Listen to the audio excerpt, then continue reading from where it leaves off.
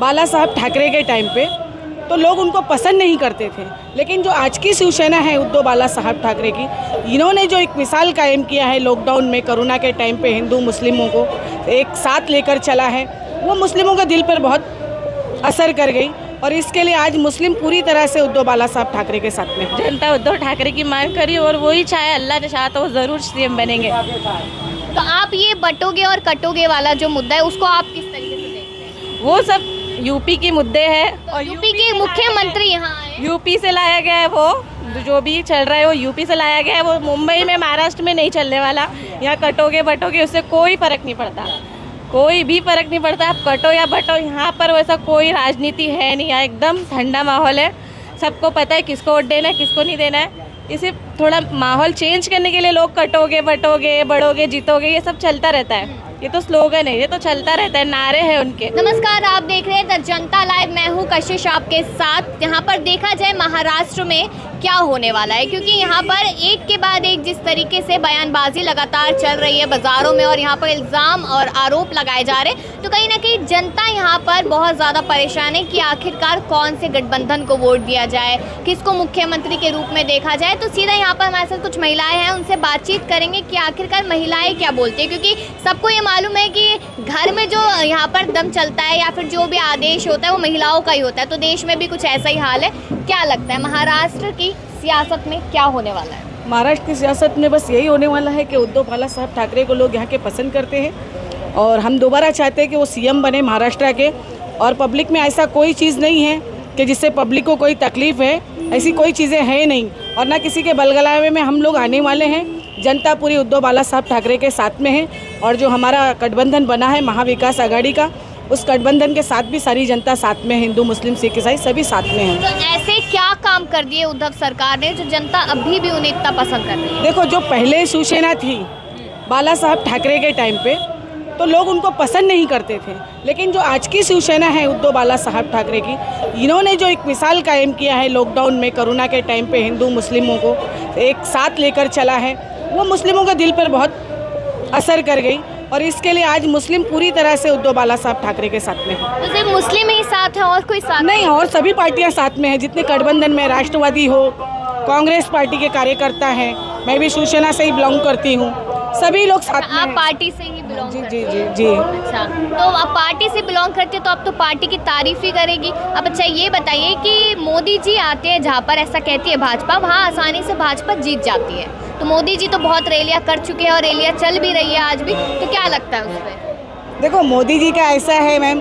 कि जुमलेबाजी नहीं चलेगी, उनके सारी बातें जुमले के तौर पे नजर आती हैं। जैसे एक दो एग्जांपल। जैसे अभी पहले उन्होंने कहा कि 15 लाख रुपए देंगे, फिर बीच में उन्होंने कहा जो गरीब महिलाएं हैं, जो गरीब बच्चे हैं, उनके लिए ई श्रम कार्ड का उन्होंने इशू किया और वो ई श्रम कार्ड किसी भी अस्पताल में चलता नहीं है, ये भी एक लॉलीपॉप हमको दिया गया और अब हम किसी के लॉलीपॉप में नहीं आना चाहते।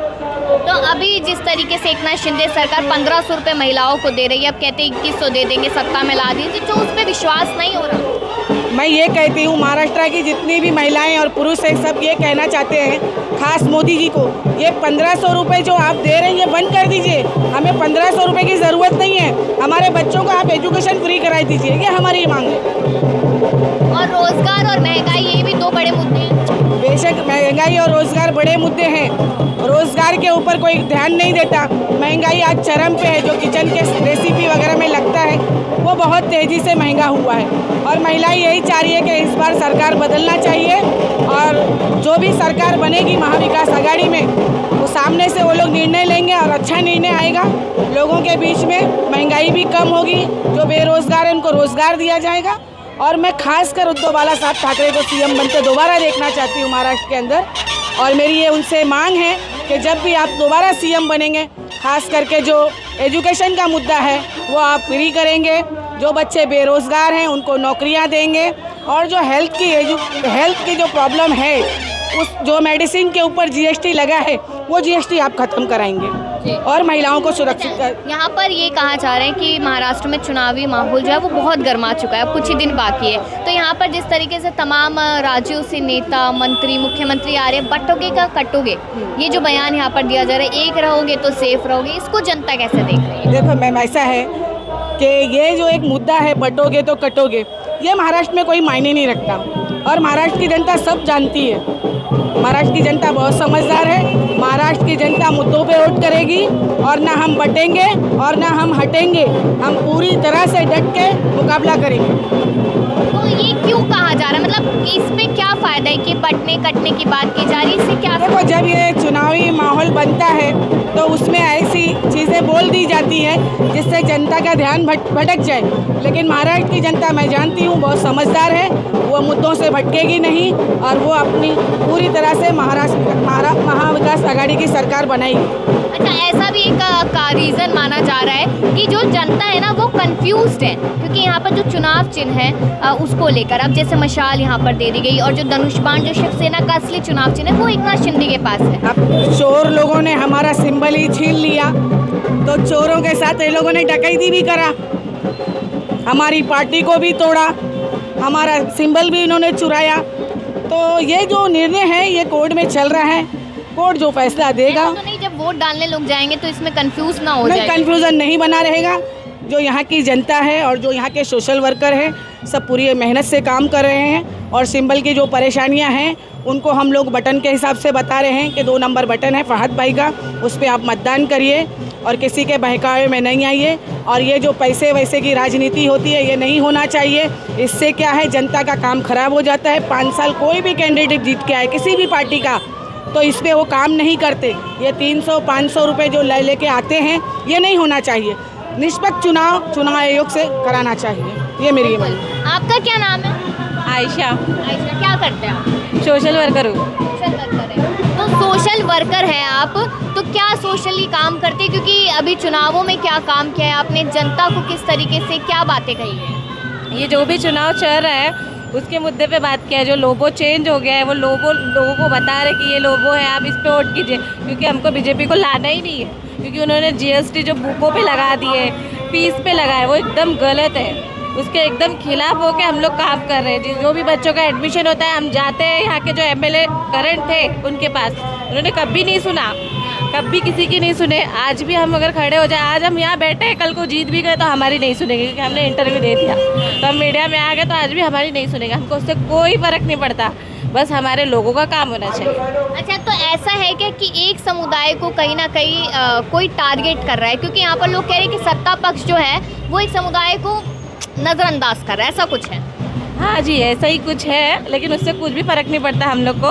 हम लोग बहुत समझदार लोग हैं, हमको जहाँ जाना, पढ़े लिखे वहीं जाएंगे, जहाँ हमको वोट देना हम वहीं देंगे। लोग कुछ भी बोले हमें कुछ नहीं फ़र्क पड़ता, चाहे वो बीजेपी हो या कोई भी पार्टी हो, कुछ भी फ़र्क नहीं पड़ता हमको। जहाँ मालूम है, और अभी यहाँ हम आए तो कोई पैसे लेके नहीं आए, हम दूसरी जगह से आए तो हम इधर सपोर्ट करने के लिए आए, किसी के पैसे में लेकर रैली में शामिल होने नहीं आए। अच्छा, सत्ता में अगर महायुति ना के महाविकास आघाड़ी आती है तो सीएम के तौर पे जनता किसे दे? अब उसके बारे में तो मैं नहीं बता सकती हूँ, क्योंकि अभी जो भी है मेरे को तो वो सीएम ही नहीं चाहिए। कोई सीएम ही नहीं चाहिए? हमारे सीएम चाहिए हमको उद्धव साहब चाहिए हमको, दूसरे कोई सीएम हमें इंटरेस्ट है ही नहीं। क्योंकि जो भी सीएम है सब अगेंस्ट ही बोलते हैं, कोई सपोर्ट करके कभी बोला ही नहीं है हमारे लिए।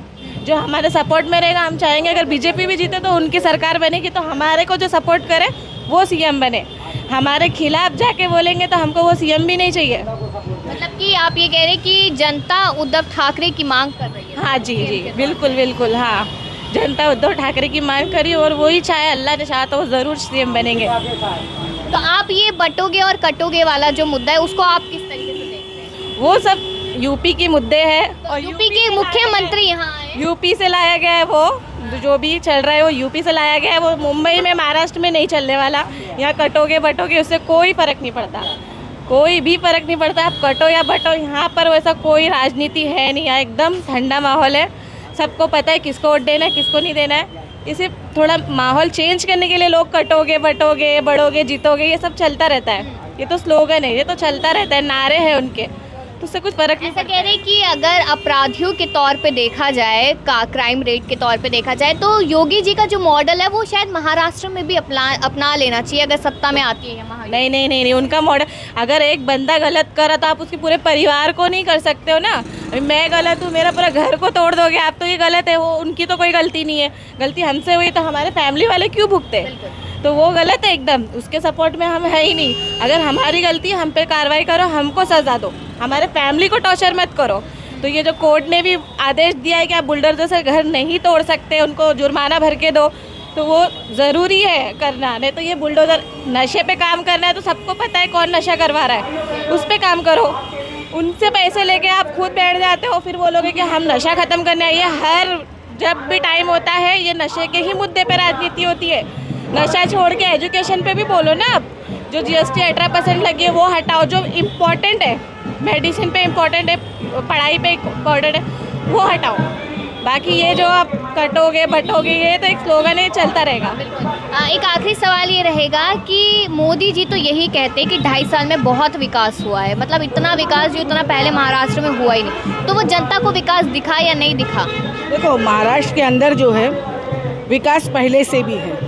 ऐसा नहीं है कि 2014 से मोदी जी आए हैं तब से विकास हुआ, ऐसा है नहीं और ऐसा कहीं लगता भी नहीं है। हम तो स्थानिक लोग हैं यहाँ के और जर्नल लोग हैं, और 2014 के बाद माली हालत लोगों की बहुत ज़्यादा ख़राब हुई है, युवा पीढ़ी बहुत ज़्यादा बेरोज़गार है। और इस बार अगर हमारी सरकार आती है महाविकास आघाड़ी की तो पूरी कोशिश की जाएगी कि युवाओं को रोज़गार दिया जाए।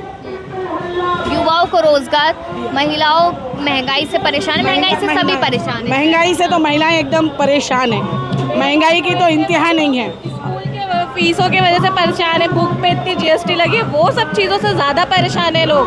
फीस नहीं भर पा रहे, इतनी फीस लगा दी है प्राइवेट स्कूल ने। और म्यूनसिपाल्टी की आप हालत जाके देखो, एक भी स्कूल अच्छी नहीं है। मतलब आप मेरे साथ चलो, मैं लेके चलती हूँ क्योंकि मैं ऑलरेडी सोशल वर्क करती हूँ, तो मैं बता दूंगी आपको। देखो ये स्कूल है, बेंच तक नहीं है बच्चों को बैठने के लिए। आज के टाइम इतना आगे हो गया इंडिया, उस जनरेशन में उद्धव जी के समय पर था ये सब? उस टाइम था मतलब बेंच हटा दिए एकनाथ शिंदे ने, आदेश हटा दिए, टीचर्स नहीं है, प्रिंसिपल तक नहीं है उसके अंदर। आप चल के देखो, आप खुद बोलोगे कि कैसे लोग हैं। ये जो यहाँ के 10 साल नगर सेवक, ये MLA थे, उन्होंने कुछ नहीं किया। जो हमारे नगर सेवक थे वो भी कुछ नहीं किए। आप कभी हमारे वार्ड में आइए और वहाँ के नगर सेवक का भी पूछिए, आप कोई नहीं बोलेगा कि लोग ने काम किया है। तो लोग काम करते नहीं, सिर्फ नशा मुद्दा उठाकर आ जाते हैं कि हम नशा ख़त्म करेंगे। आप थे ना करंट पे, क्यों नहीं ख़त्म किए? ख़त्म करना चाहिए था, तब आपने ख़त्म नहीं किया। आप हमें एक और चांस देंगे तो क्या गारंटी आप ख़त्म कर दोगे? उसकी कोई गारंटी है? तो वो सब चीज़ें होनी चाहिए। राहुल गांधी की बातों पे विश्वास है जनता को? बिल्कुल बिल्कुल, राहुल गांधी की बातों में विश्वास है जनता को। वो एक युवा नेता हैं और उनका जो मैसेज आता है वो अच्छा मैसेज आता है लोगों के बीच में, और लोग उनका भाजपा तो कहती है राहुल गांधी कुछ भी बोलते हैं। देखो, ये तो किसी को पप्पू बना देते हैं, किसी को अप्पू बना लेते हैं, तो ये इनके कोई बोलने का तरीका नहीं है। ये सब गलत चीज़ें हैं।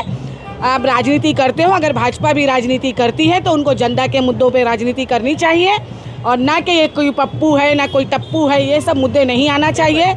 महिलाओं के जो समस्या हैं, महिलाओं की सुरक्षा के जो मुद्दे हैं उस पर चर्चा होनी चाहिए, एजुकेशन पे चर्चा होनी चाहिए, मेडिसिन जो है, हेल्थ जो है, बुजुर्गों के लिए जो दवाइयों का है, आप जाके देखिए हमारे वार्ड में कोई अस्पताल नहीं है, वेंटिलेटर के एक महीना वेटिंग में लोग रहते हैं।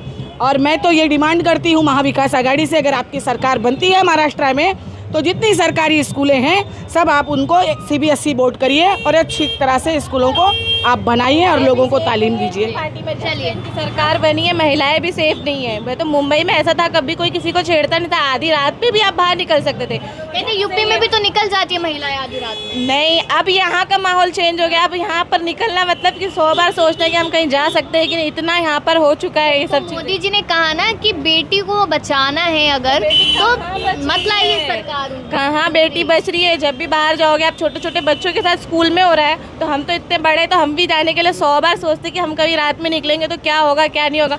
तो वो भी एक, जब से ये सरकार बनी है, जब से ये महिलाओं के लिए भी कुछ नहीं किया जा रहा है, तो इसलिए ये सरकार हम चाहते नहीं। इसलिए हम चाह रहे हैं कि हमारे गठबंधन की पार्टी में से जो भी जीते, कोई भी CM रहे, हम ज़रूरी नहीं है, बस हमारा काम होना चाहिए। चलिए, यहाँ पर हमने महिलाओं से बातचीत की और इससे ये तो ज़रूर समझ में आ गया कि महिलाओं ने ये बता दिया कि बहुत सारी समस्या है, वो स्कूल की हो गई या फिर कॉलेज की हो गई, अस्पताल की हो गई, या बुजुर्गों को लेकर हो गई, या सुरक्षा को लेकर हो गई। क्योंकि ये सबसे मेन मुद्दा है कि सुरक्षा नहीं होगी तो घर नहीं बच पाएगा, और महंगाई की वजह से कमर टूटी पड़ी है। वो स्लोगन आपको याद होगा, बहुत हुई महंगाई की मार, अब की बार मोदी सरकार। तो वो जनता ने इसी चीज़ को सोचकर वोट दिया था, और अब जिस तरीके से एकनाथ शिंदे सत्ता में आए तो जनता को था कि शायद कुछ कुछ ना कुछ भला करेंगे, लेकिन शायद नहीं हुआ। अपनी राय इस मुद्दे पर ज़रूर दीजिएगा, क्योंकि जनता अब बदलाव चाहती है। और तमाम खबरों के लिए देखते रहिए द जनता लाइव।